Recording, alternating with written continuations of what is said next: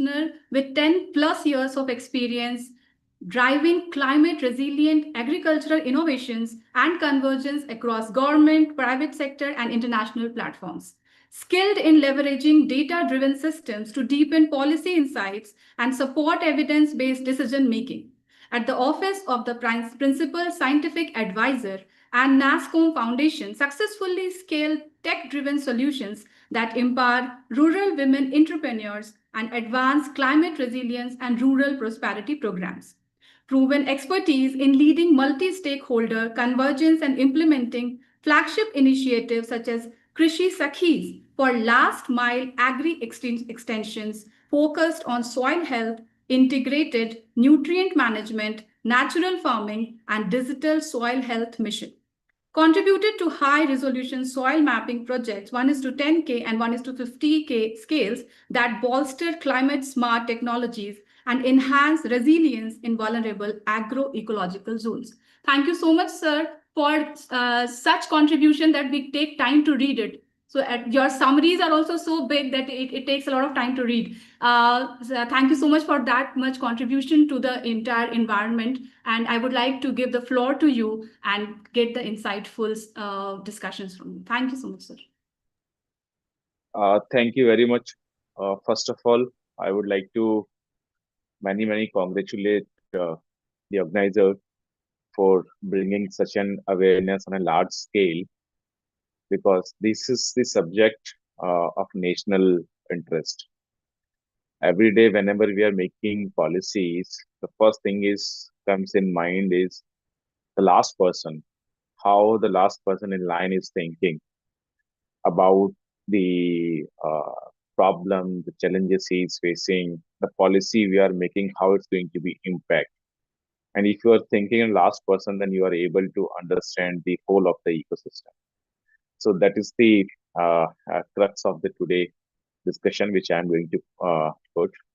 The subject which have been given to me is how I can talk about and policy level intervention on bioenzymes, and then sort of creating an opportunities for women entrepreneurs from the ecosystem of bioenzymes, biocatalyst, biofertilizers.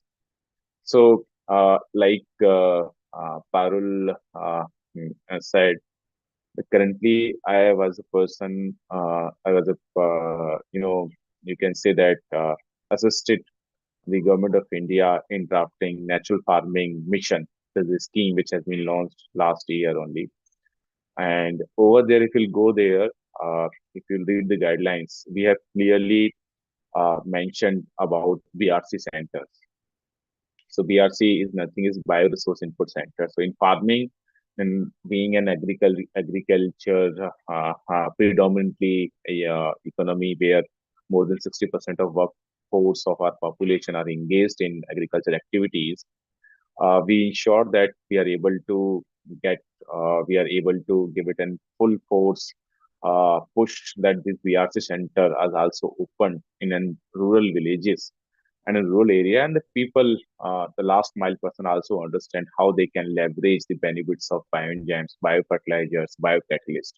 And the good part of it doesn't require a lot of input. It doesn't require a cost. It doesn't require that you need a lot of resources. You can, using your home ingredients, then your ecological ability of grassroots, flora and fauna. Then you can use cow dung, cow urine. So couple of items, so that is very easily available. So that is one thing. Second thing is, I've been working from last 2 and 3 years on school soil health program, then soil health mapping, then creating an awareness why everything is related to soil. Whatever we are doing it, at the end of the day, it is either going into soil or it is either going into water. These are the two main natural resources which are observing all our toxins, chemicals, even our waste. Through the rivers, it's ending up into ocean. And if you are just sending or throwing it to the landfills, it is also observing on soil. And soil is everything. Means whatever you are getting in your plate directly depends. Like we said that na, that your health depends that what you are eating in morning. Similarly, whatever you have in your plate, it depends where that material, where that crop, the food has been grown, in which land has been grown. So that's the reason that soil is everything. Like we say, the water is everything. Also, the soil is everything. It is a life for us. And just to tell you, when I was login, Parul was telling it that 100 ml of bioenzymes can, create an sort of a, impact on 20,000 liter, right? So it's a huge number. Similarly, if you'll take 1 gram of soil, it has billions of microbes, enzymes. It is I'll say 1 gram of soil has a complete universe if you test it.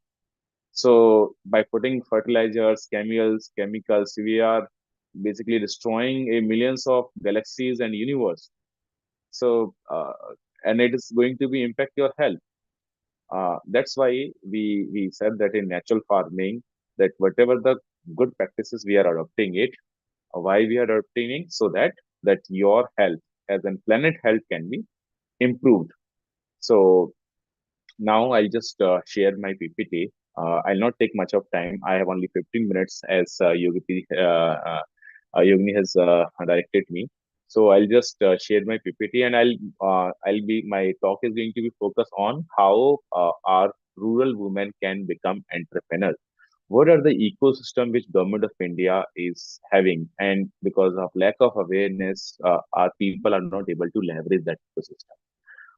You people are working from last 2 decades, 3 decades on bioenzymes, on other things. So you are much more aware as compared to me. So I'll be more focused on what as an government ecosystem we are doing it, which are women's, working women's, housewives, and rural women can leverage, and they can start their entrepreneurship activity. I really believe that whatever you are thinking, you have a lot of knowledge. Please start converting your knowledge into an entrepreneurship activity. Start from small, but start it.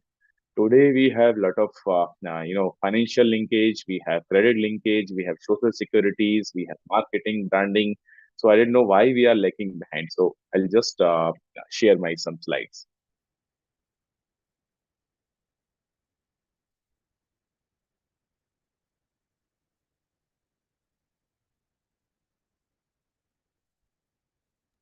Parulji, please help me. Is my slides visible? Yes, sir, absolutely. Perfect.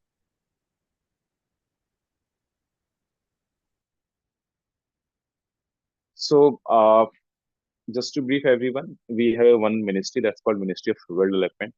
Under Ministry of Rural Development, we have one program that's called National Rural Livelihood Mission. If anyone has a question, I'll just first take all of you through the slides, and at the end of the session, then we'll take a question and answer. Okay.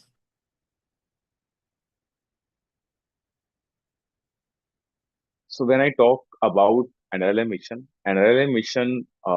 what was the mission and vision? What was the objective when it started?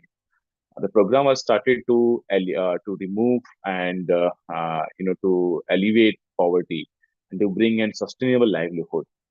The components is about how we can create an ecosystem that is going to solve our poverty problem on a very large scale, and then creating some proof points, data driven proof points, using those data to create then successful models which can be replicable across the pan India. So that was the thought when we started this National Rural Livelihood Program. So first, I'll just take you through that how this evolution of DNLM has happened. So we'll talk about it is not a new program about DNRLM. Government of India, since the independence, we have a large population who is falling under below poverty line. And since 1947, we did a lot of poverty alleviation program, but nothing concrete has happened. Means most of the program failed miserably. None of the program were able to bring a large population who is falling under poverty from the poverty to an upliftment side. So that was the context. And then if also it started in 1980s, 70s, we have different programs. We started from training of rural youth for self-employment, 79. Then we come up with another program that's for development of women and children in rural age, 1982. Then Sitara is one of the famous programs, improved toolkits for rural artisans, because we as in women's, our mata, our sisters, they were so much of good skill they have at their home that they were so artisans. So we started giving toolkits in 92. Then Ganga Kalyan Yojana, then Millions Well schemes came in.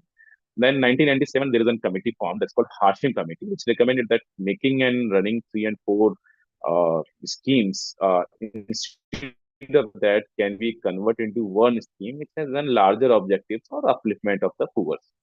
So that's where came into the picture of SGSY, which is 1999. SGSY is Swarna Jayanti Gram Swaraj Yojana.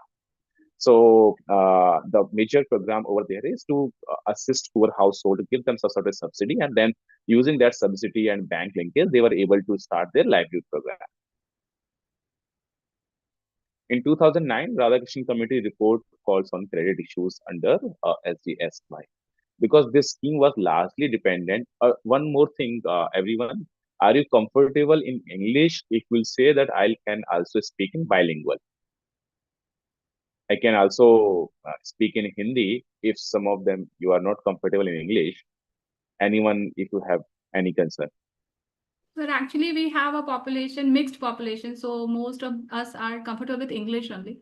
You can Okay, mix up with a little bit of Hindi if you wish. sure. Fine. Thanks for. So in 2009, Radhakrishnan Committee report says that this SGSY has in one problem, that because you are giving a subsidy, most of the people came into the system, get the subsidy, and then out of the system. And another drawback was SGSY is because it's not doesn't differentiate between the women and men. So a lot of men also came into the schemes and they got an advantage, and then after getting money and all these things, they are used to it in their daily work. So they recommended that there's some institutional architecture needs to refine. So first is improved institutional architecture, pro-poor financial services. There were the cases where not the poor family was taking an advantage of these schemes. The affluent families are also getting. Then capital interest subsidy was very high, and do some training and capacity building. So in 2011, National Rural Hybrid Mission was launched, and when 2014 government changed, then it's also renamed from NLM to DNLM, Deen Dayal Antyodaya Yojana. So what was the mission of this National Rural Livelihood Mission? The first is creating a livelihood framework. And if I'll talk about livelihood framework, start from creating an institutional framework, then giving them in financial and capital services, then converting and helping them in market linkage, also creating sort of a like accepting them the innovation, and then last mile delivery of public services.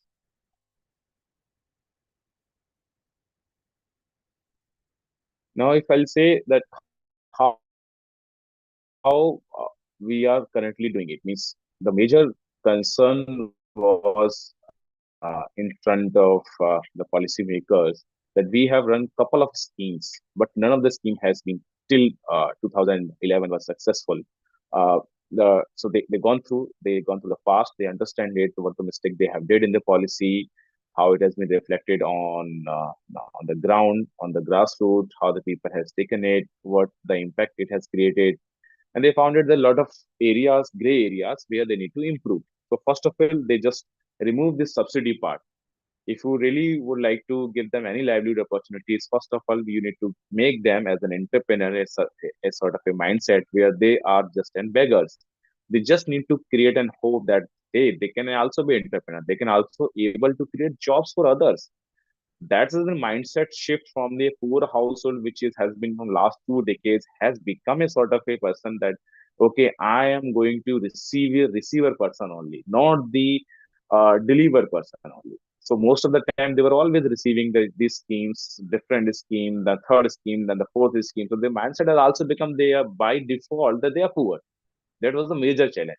So over there, this will come that okay, first we will become a institution. How we can bring all these poor women or poor household in an institutional structure. Institutional structure means like we have sangatans. Now we have government of India is also in one institution. Then state government is also an institution. Then we have cooperatives. This is also institutions. So how we can bring together the community, and then we recognize that community institution. Then where we come into SHG groups. That how we can form small groups of community.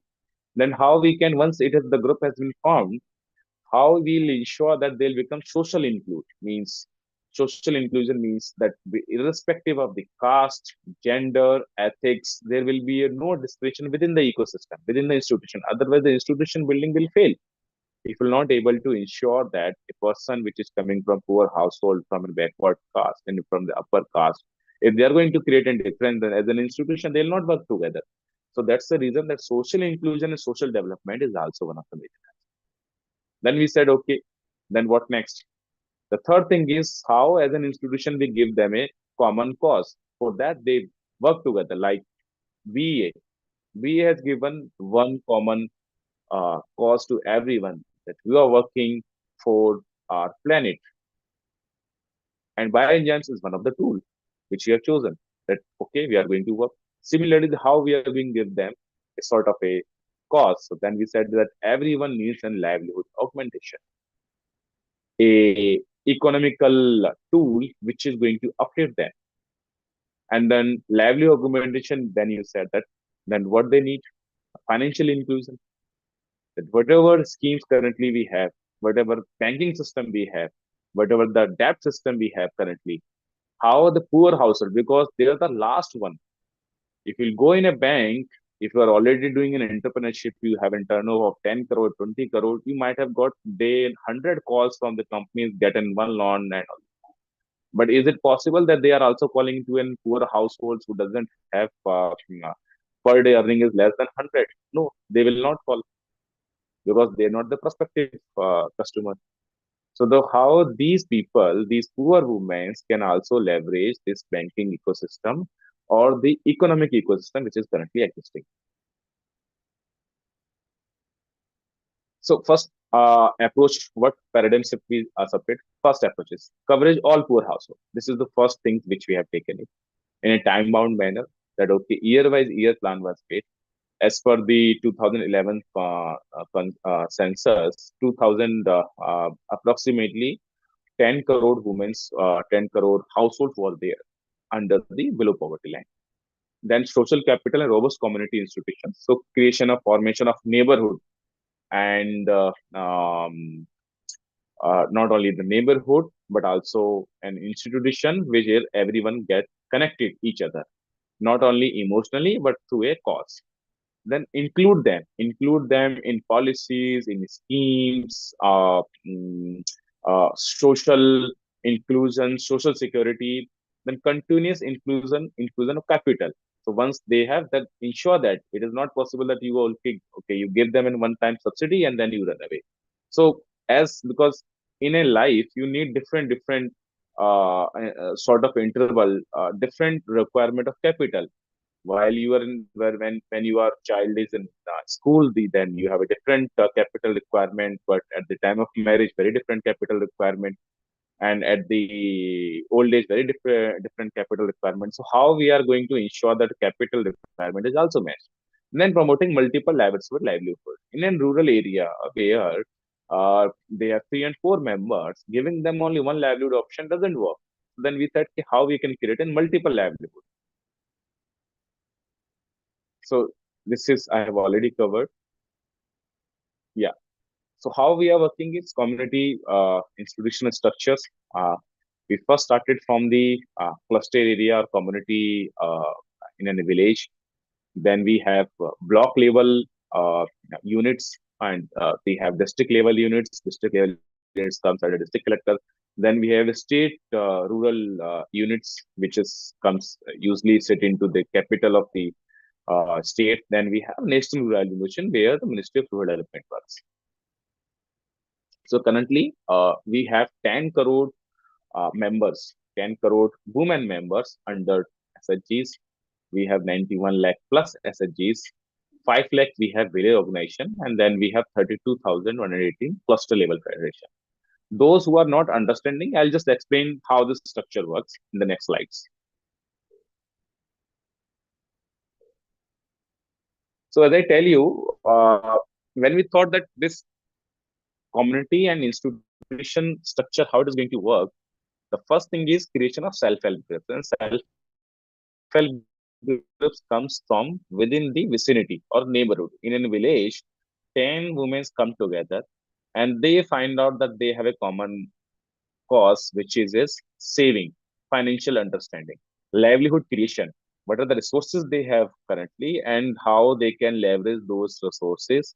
So that's why self-help groups comes.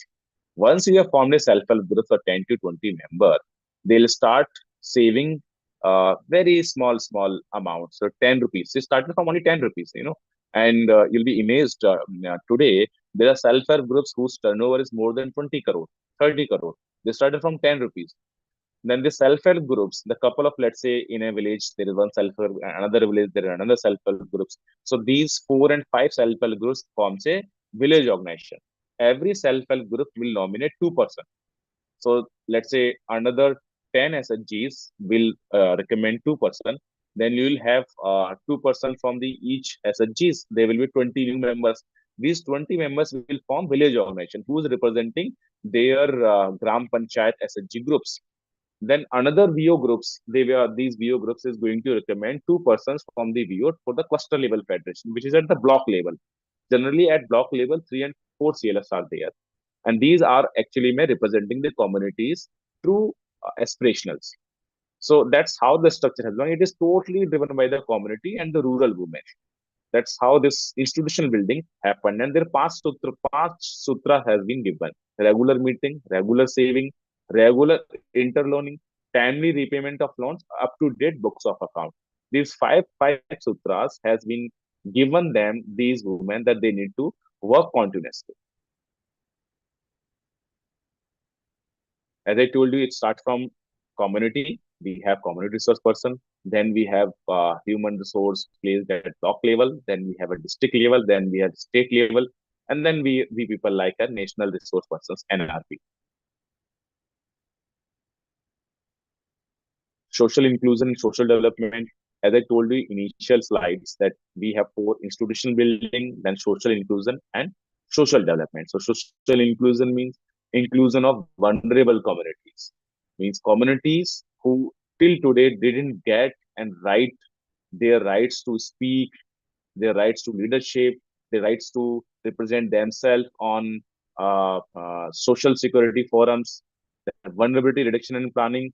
Vulnerability reduction and planning means that because of natural calamity and other things, the first impact which is happening on inclusion on these vulnerable community, because they are the worst persons who was reflecting all sort of natural calamities. Then access to rights and entitlement and linking with livelihood. Similarly, behavioral change and practice adoption, community-based events, mobilization in village health sanitation and nutrition activities. This is social inclusion, social development. Then I said to about financial inclusion. So have you ever come across any of the schemes till today from Government of India where you have said that, okay, if I'll give you this amount of money, people will convert my money into 20 times? Most of the schemes are on a subsidy or grant. Everyone has become a mindset that, okay, I'll get an money from Government of India, this subsidy, this grants, that's it, and then I'll do it, whatever. Most of them shut down their shops and then they went away. No one knows what has happened. But this is the only ecosystem where whatever Government of India had invested, it has become and returned back to Government of India 20 times. How? We, as soon as you form in one SHGs, we are giving one revolving fund, which is per SHG. Now, earlier it was 15,000, now it's become 30,000 per SHG.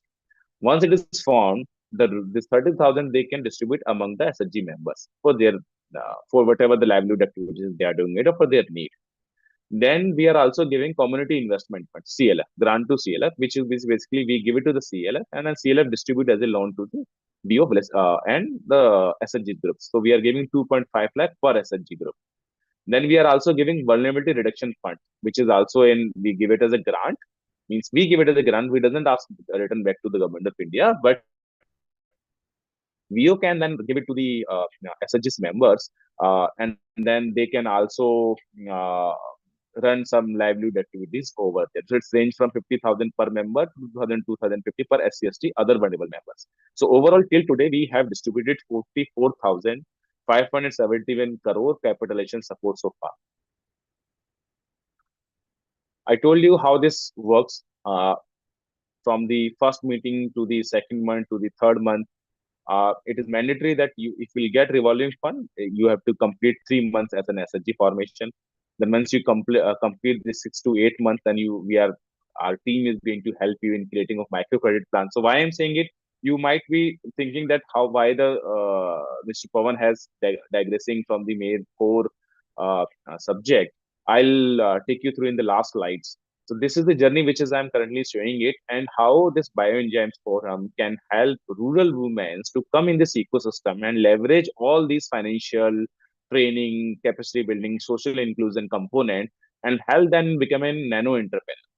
So this microcredit plan then prepared. Then once the microcredit plan they are prepared, that okay, we are going to work on this livelihood aspect. Then we say, okay, now you are eligible for community investment fund. So they will get 2.5 lakh and a community investment fund. Once it has happened, now they have for to initiate some livelihood activities, you need some little bit financial supports. You got it from the government of India to the state rural livelihood mission. Now then we'll also help in the policies we have mandated to the RBI and the banks that for SHGs, they cannot ask that, okay, come with an documents of company registration, then you come up with your civil score, then you come up with an passbook, a PAN card, and all these things. As these SHG groups, by law, by RBI guidelines, they are having sort of a liberty or has given a credit guarantee from the RBI that okay, you are eligible for credit linkage. You cannot deny loans to these SHG groups. It start all this from a small 2 lakh, then 3 lakh, then the 5 lakh, 8 lakh. But at least they can have some say in bank credit linkage. So they'll get in first bank credit linkage in 6 to 12 months. Then when they complete almost 2 years, then they get second bank loan, and then they can also get the third loan. This amount is varies from as soon as the SHG's groups grow. The SHG's livelihood activities grow. So the banks say that they are not defaulters, they can keep growing. And one thing which I was telling you to everyone, that till today there is no scheme which are able to lift these rural women from the poor household. This is the only schemes where only women have, only these 10 crore women are able to save from their own saving. Means the 10 rupees has become 60,000 crore rupees till today. The community funds which we have given it, so 54 crore rupees we have given. And the best part is the bank credit. Think of it, I told you 20 times. The bank credit is almost 11 lakh crore. It's already crossed. 11 lakh crore rupees is already crossed, where bank has distributed 11 lakh crore to SHG groups. And you will be amazed, how much is NPA. Average NPA in if you'll see it more than, I'm not exactly remember the percentage, which is 3%, 4%. But for SHGs, the average NPA is less than 2%. So that's the itself is showing the success of this program and mission. So I'll just come to the directly to the point, how we can leverage your bioengineering forum, and how you can leverage nearby areas in rural and urban. Ask them, they should form a small groups first of all, and then those groups can go and avail some financial inclusion help. Then you can get it all sort of a licenses, all these things. We also give training, lot of trainings. After trainings, then you could go for formal registration, and then you can scale up your entrepreneurship activity. So as I said to you, the livelihood recommendation, we started that, okay, you identify 2 and 3 resources, then we'll say, okay, we will give you at least 1 lakh per family, assured annual income. Why is it? the Lakpati Didi program which came into picture, we ensured that at least one woman per household minimum earn 10,000 rupee per month. So at least in a year, she'll be able to save 1.2 lakh. So that's how the Didi came into picture. And that's to ensure that this income is sustainable. It doesn't mean that, okay, this year they earn, or this quarter they earn, or this season they earn. It should be minimum 2 years, minimum 3 years. If the Didi or a woman in rural area able to retain up to the 3 years or 2 years, 1 lakh per year family income or her own income, then we call them Lakpati. So it's not that, okay, they are able to one season, then we'll declare them as Lakpati. So we have different schemes under NRLM, which is Mahila Kishan Sasti Yojana, Integrated Farming Cluster (IFC). I told you where we are promoting a lot of biofertilizers.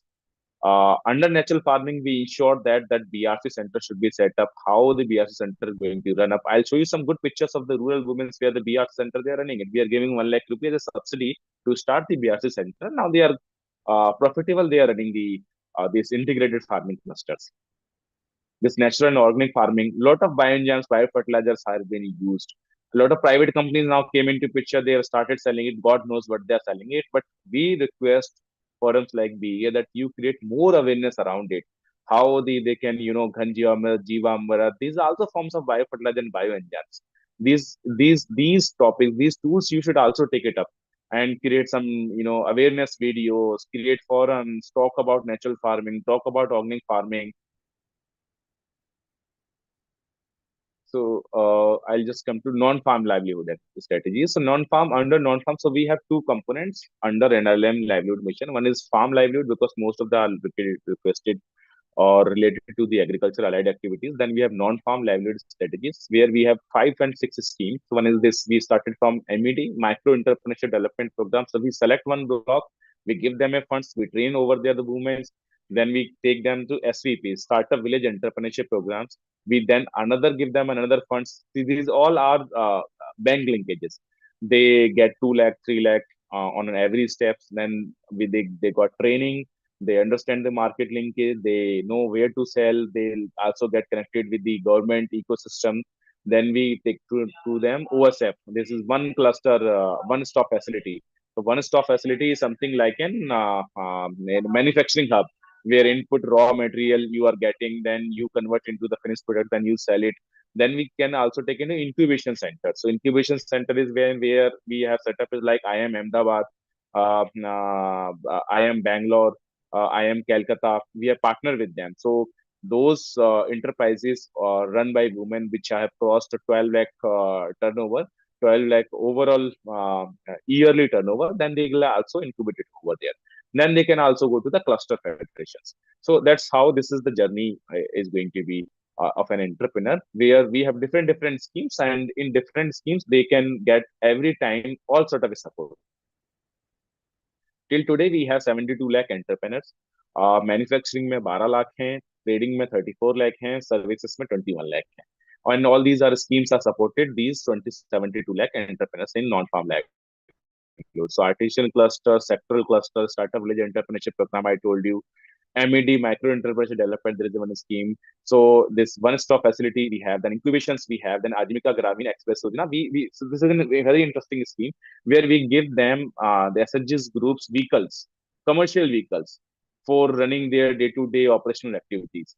So in a group, if you're an individual, then we give it 6.5. Like for a group, we give 8.5 rupees per vehicle. This is our Saras is an well-known brand has become, where rural and tribal and our last mile persons are creating a lot of their creativity, and right now they're selling at ONDC, Jam, Flipkart, Amazon, everywhere, and some of the groups are able to sell able to export from India. Means instead of earlier we were importing, now we have started exporting. So that's it. I hope I am able to abide to time. If I've really sorry if I've beyond gone my time. Absolutely not. Absolutely not. You were quite patient, as well as going with the flow, and also we were able to understand, as you were very explaining us the everything that we should understand, because the complexity of the ecosystem that has been created by the government for this rural livelihood. So we must understand that, and then that was the effort from your side, and we should acknowledge that effort. Thank you so much, sir, for that. I have many questions, but before that, we have a lot of participants who might be having many questions. So I am opening the floor for questions. So Preeti ma'am has raised her hand. So Preeti ma'am. Pawan ji, namaskar. Namaskar. It was wonderful listening to you because we were looking out for such kind of information as an academy, how we can reach out to our rural area and what would be the basic steps, how do we take it further, because we have a lot of trainers across India now, and we also have a women group. It's called Wiki Bioenzyme Council. That's a Wow. Women Indian Chamber of Commerce and Industry. Under that, we have Bioenzyme Council, and we have women from different parts of our country.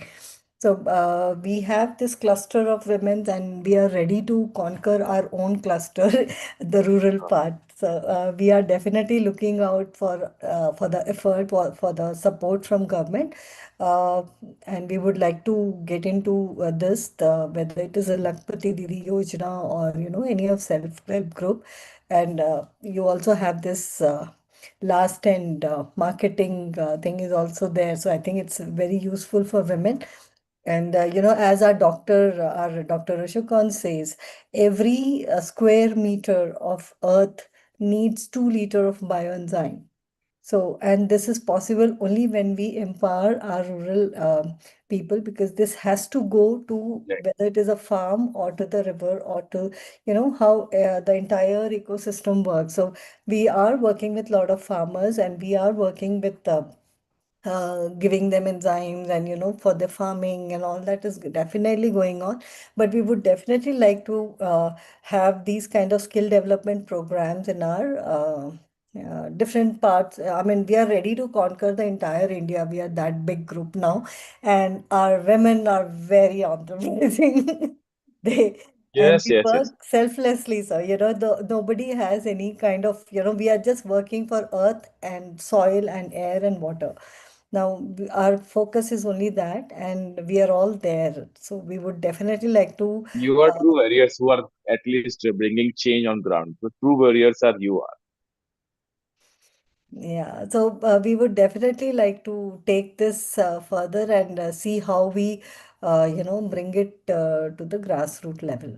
So if someone can help us, which office, where, what, so we can, any kind of formality we need to give, we are ready. Our academy is definitely ready with all the documents to take it further.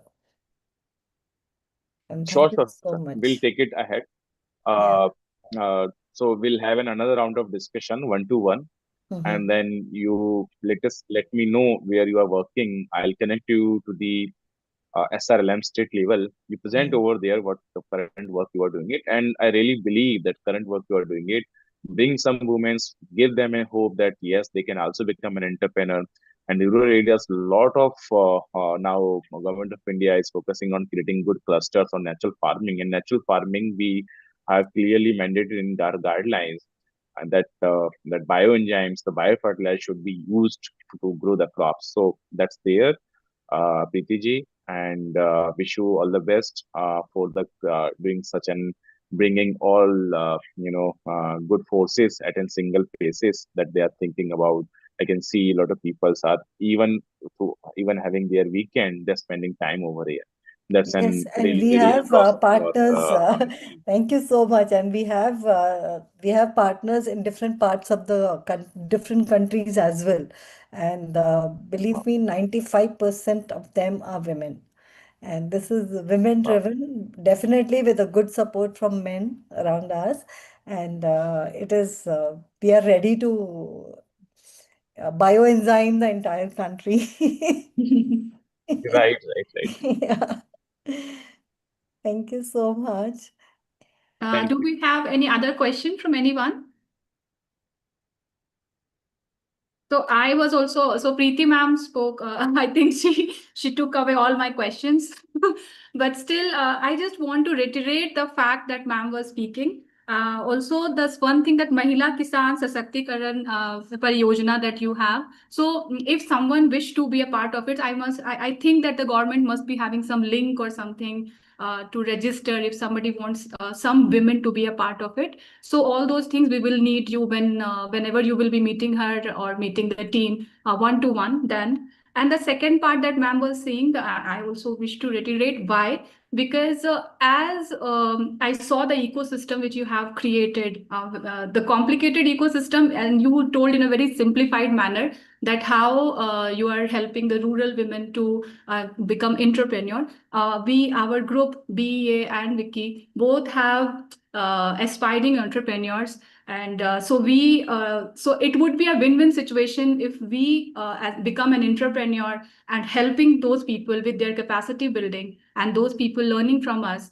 And also, as you mentioned the number 10 crore women, I just remember that everyone will be having a household. Every household can can have bioenzyme bottle in their house instead of the Yes. cleaners that they have. So how we can reach all those places, that we can collaborate later with Preeti ma'am at the forefront. Sure. Okay. Thank you so much, sir. Sure. Thank you so much. You are most welcome. And all the listeners, I'll request if you have, for your going to rural, there is a cluster level federation in each block, CLF. You can go over there. You can say that we would like to register our SHGs and we would like to work on biome. That's it. You can even name it your SHG, first SHGs, bioenzymes, whatever you are doing with. Then after 3 months, 6 months, they'll understand how the SHG works. They'll handle until the journey of they'll become self-independent entrepreneurs. So we started from as a group. So group, let's say 10 women came into it together. All 10 are not entrepreneurs. They work as a group activity. In down the line, 3 and 4 years, everyone will become their self-sustainable entrepreneur. Someone is running more than 10 lakh, someone is earning more than 20 lakh. Think of a woman who are saving kitties only 10 rupees and then coming into a turnover of 20 crore rupees. And they are equal directors, owners. They are not working for someone. So this is the only schemes where women has proved that if you trust on us, we are going to change the whole economy of India, and it has become so successful scheme for government of India. Thank you so much, sir, for your passion, for your work, and for your time today. So we'll move forward to our next speaker, Radhika Mure, if admin can tell me if she is available. She is. I'll just. Okay, Radhika ma'am is over there. Okay, I can see you, ma'am. Your glowing face is all over the screen. Okay, so I think we'll have to stop the screen share of this one. So requesting Pawan sir to okay, thank you so much, sir. Thank you so much. So Radhika ma'am, so I would just like to introduce you before you start your insightful discussion. So Radhika Mure holds an MSc in Water Science, Policy and Management from the University of Oxford, UK. Her research career began at Kalpavriksha, Pune, where she worked on the international academic activist program Acknowledge. She served as a senior researcher at Gomukh Trust, Pune, contributing to multiple water-related studies and co-authoring the book, The Heads and Tails of Ganga, Cryosphere and Delta, published by Intact Delhi. At the Center for Water Research, IISER Pune, she worked on projects including water audit with urban environs for sustainable water governance, case study IISER Pune, and a hydrosocial study of Nayak Bit, an urbanizing river island in Pune. Radhika ma'am is currently based at the Center for Sustainability, Environment and Climate Change, Flame University, where she continues to explore her research interest in water science, governance, and climate change. Thank you so much for your time, Radhika ma'am. So we are all set to listen to you and have an insightful discussion. The floor is all yours now. Thank you. Thank you so much. First of all, thank you, Preeti ma'am, for having me here and allowing me some space and time to share some of my learnings. So today, as the topic of the current session is flowing rivers, I'll be sharing some insights and learnings from the project, the book, The Heads and Tails of Ganga. So I'll just try to share the screen. Is this visible? Yes, ma'am.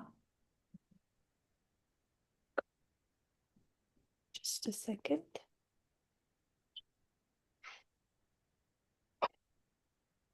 Yeah, okay.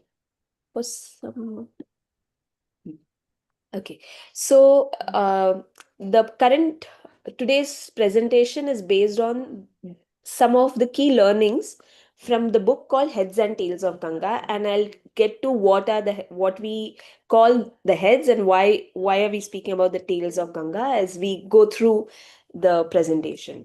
So, as we all know, Ganga River. This is the Ganga River Basin map within India, where we see that Ganga originates in Uttarakhand near Gomukh, flows through different states in India, and then joins the Bay of Bengal near Kolkata. Now, this is the current understanding of Ganga River Basin that we have as an Indian citizen of Ganga within the Indian borders.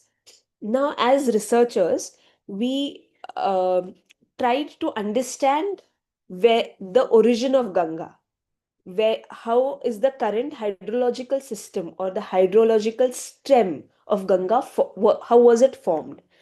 To find an answer to this question, we had to go back into history. Around 5,000 years ago, Yamuna River was in fact a part of the Indus River basin. So Yamuna River used to flow towards the west and join Arabian Sea. But due to some tectonic shifts and movement, Yamuna River changed her course and started moving towards the east. And that is when Yamuna River joined Ganga at Allahabad, today known as Prayagraj. This major tectonic shift and river avulsion, change in the course of the river, is what gives us the right bank tributaries of Ganga, which is Chambal, Sindh, Betwa, Kem, Son. So this entire region therefore becomes part of the Ganga River basin. Now we come to the left-hand tributaries of the river. As you can see over here, there's Ram Ganga, Gomti, Ghagra, Kosi.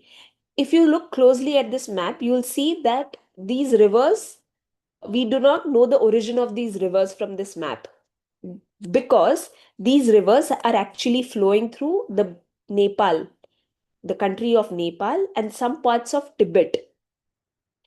In fact, the entire country of Nepal is within Ganga River Basin.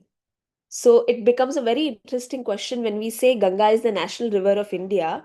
Ganga also becomes the national river of Nepal, because the entire country is in Ganga River Basin, right? So all these rivers, Mahakali, Gandaki, Saptakoshi, Karnali, they're all flowing, originating in Himalayas, in Nepal, some parts of Tibet, and then coming and joining Ganga within the Indian plains.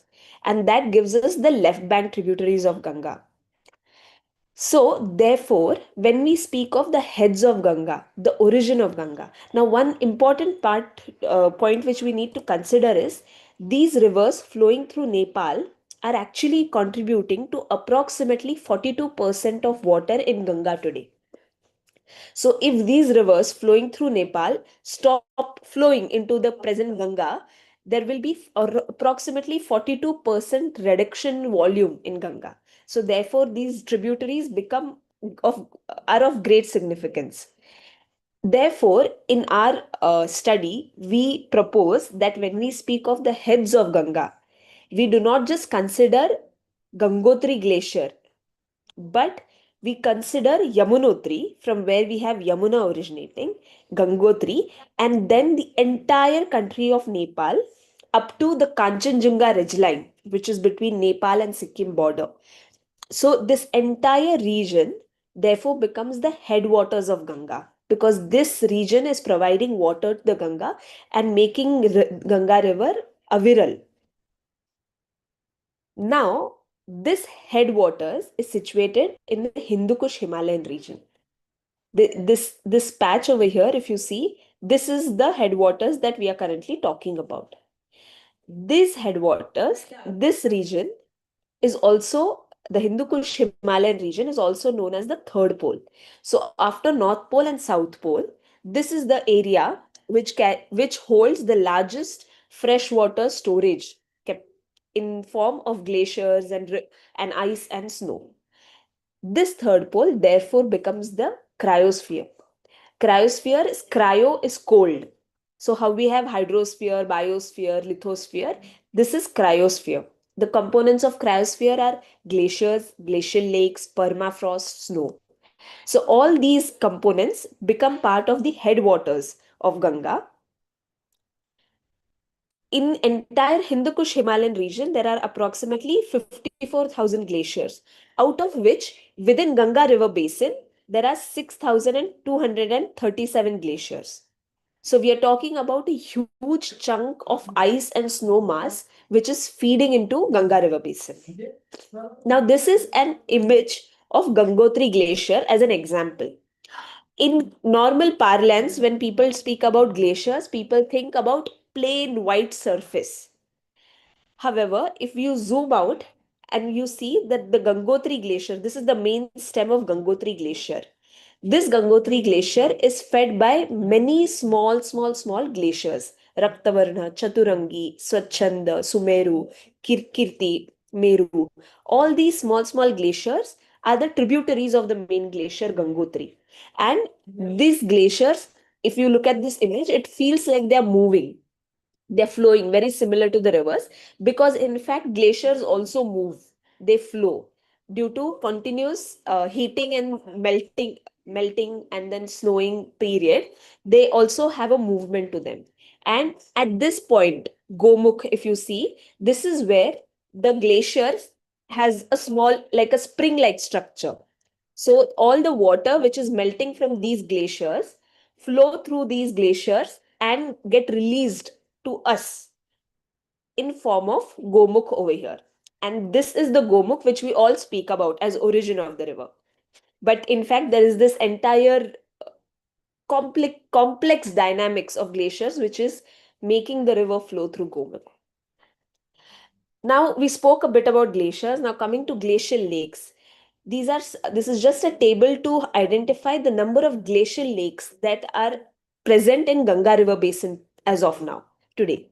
So what happens is when the glaciers are flowing, they melt. And sometimes the water is not able to flow into a river stream. This water gets captured and these become glacial lakes. The glacial lakes are also a very important part of Ganga River Basin because they are an extremely important biological hotspot. So, considering this aspect of the cryosphere, this entire Hindu Kush region, the cryosphere in this region becomes a significant contributor to the hydrological budget of Ganga. So, as I mentioned, it's the largest storehouse of fresh water in Asia. This cryosphere, in form of snowmelt and ice melt, adds to the rivers. In Ganga, it's about approximately 9 to 10%. In Brahmaputra, it's 19 to 20. And in Indus, it is almost 50% of water coming from this glacial melt and ice melt.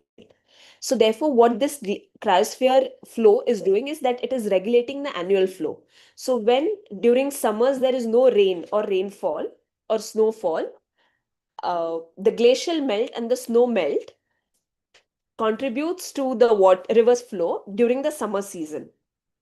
So therefore becomes very crucial for the annual flows and also therefore very important for maintaining the minimum environmental flows during the summer seasons. This small margin, as you see, 9 to 10%, becomes very important for the resilience of agricultural communities, pastoral communities, and other rural communities who are living in the Ganga River Basin in the headwaters. Now, why we also need to speak about cryosphere is because, and this suits with today's topic of enzyme, but we are talking about bioenzymes, right? So this is a question which we are asked very often. Why is Ganga really purifying herself? Is Ganga's water really self-purifying? The answer to this is yes and no. And we'll get to that in a bit after understanding what is this complex image. So this is an organism called bacteriophages, which is basically means bacteria eaters. Now, these bacteria eaters are found in the cryosphere and they come into the Ganga river system through these headwaters. What they basically do is they are able to eat off the bacteria which is present in the river. And that is why people commonly say that Ganga के पानी में ब्रह्म द्रव्य है. वो ब्रह्म द्रव्य क्या है? तो ये माइक्रो ऑर्गेनिज्म है. Now, is Ganga's water self-purifying? Yes. But can Ganga purify herself? Two different questions, because these bacteriophages only eat bacteria. They are not able to deal with the chemical pollutants and the fertilizers and the pesticides that enter into Ganga's water due to our industries and other anthropogenic activities. So cryosphere also therefore becomes very important, because this main source of self-purifying quality of Ganga's water comes from this cryosphere. Now, why we also have to look at these headwaters is because the Himalayas are warming at a faster rate than the rest of Indian landmass. Therefore, the impact of climate change is going to be that much more severe in the Himalayas, which will have an impact on the main Ganga river basin. So this is just an image to show how different glaciers, the Gangotri Glacier, Chaturangi, Raktavarna Meru, how all these glaciers have been receding over the years due to climate change, due to warming sessions. So what is the climate change impact if really the cryosphere is getting affected? This region therefore has an impact on Ganga river basin, which is flowing in India. So now I'm coming to the point of why do we really even need to consider the cryosphere, which is in Nepal or in Tibet? The reason is because if the cryosphere starts getting affected, it is going to affect our main stem of Ganga river basin. As I mentioned, glacial melt becomes a very important buffer margin. So if the melting seasons and the melting periods keep changing, this buffer margin is going to be impacted. With changing temperatures and increasing glacial melt, there could be excessive flooding for a few years. And once the glaciers recede and the mass of glaciers and the permafrost starts getting over, we might see droughts. So there will be this extreme impact felt. Then there is this important aspect which is not studied about, is permafrost thawing. So permafrost, so we have snow, which is and daily or monthly ice which get accumulated, which gets transformed into glaciers over a period of time. And then we have permafrost. Permafrost is basically permanent frost. So layers of ice gets settled over the centuries or decades, and it becomes hard as a rock. So melting permafrost is very difficult because it has a very different quality. But now with climate change, we are seeing that the permafrost has also started melting. With that, the debris, the sediments, the sand, and different organisms which have frozen into this permafrost are also have also started to get released, which we do not have an idea of what do not have an idea, because we have not studied this permafrost. So we don't know how this is going to impact our river systems and how this will impact all our projects, the hydropower projects, different projects that we have on the river system. All the debris, the sediments which will flow through this will have an impact on the different projects that we have.